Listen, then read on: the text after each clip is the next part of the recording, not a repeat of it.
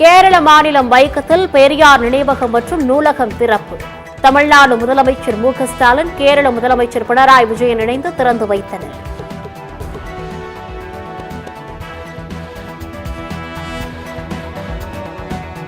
பெரியார் நினைவகத்தை திறந்து வைத்து புகைப்படங்களை பார்வையிட்ட இரு மாநில முதல்வர்கள். முதலமைச்சர் ஸ்டாலினுக்கு புத்தகம் பரிசாக வழங்கிய கேரள முதலமைச்சர்.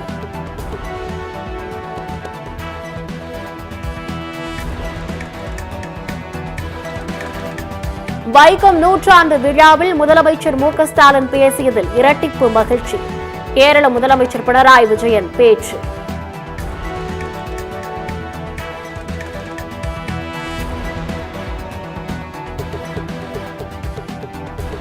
பெரியார் நினைவகம் மற்றும் நூலக திறப்பு விழாவில் கி. வீரமணி, திருமாவளவன் உள்ளிட்டோர் பங்கேற்பு. எந்த ஆனந்தம் மனசிலாயோ என மலையாளத்தில் பேசிய கி. வீரமணி.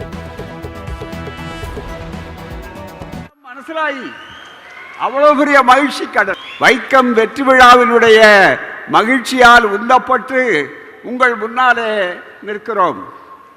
எந்த ஆனந்தம் மனசிலாயி,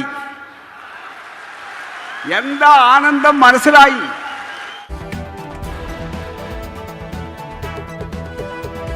திருவாரூர் அருகே 750 ஏக்கர் அறுவடைக்கு தயாரான நெல் பயிர்கள் மழை நீரில் சாய்ந்து சேதம்.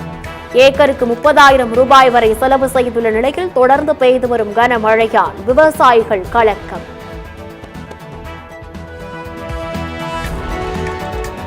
சென்னையின் முக்கிய நீர் ஆதாரமாக விளங்கும் பூண்டி ஏரியின் நீர்மட்டம் கிடுகிடுவென உயர்வு. பிற்பகல் 1:30 மணியளவில் வினாடிக்கு 1000 கனஅடி நீர் திறக்கப்படும் என அறிவிப்பு.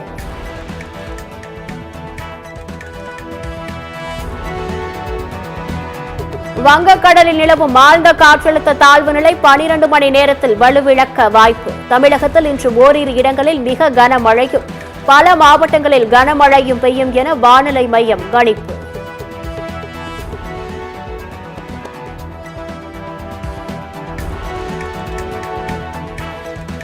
சென்னையில் தங்கம் விலை மாற்றமின்றி விற்பனை. ஒரு சவரன் 58,280 ரூபாய்க்கு விற்பனையாகிறது.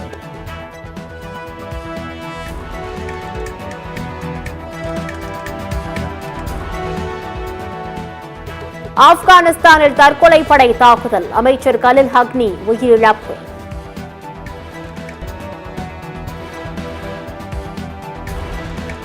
தரங்கம்பாடியில் 13 சென்டிமீட்டர் மழை பதிவு.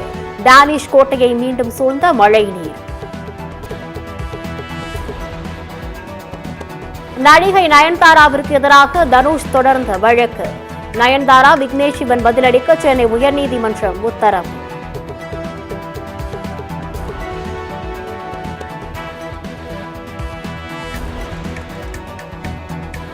சிவகங்கை அருகே தாய் தனது 2 பெண் குழந்தைகளை கிணற்றில் தள்ளி கொலை.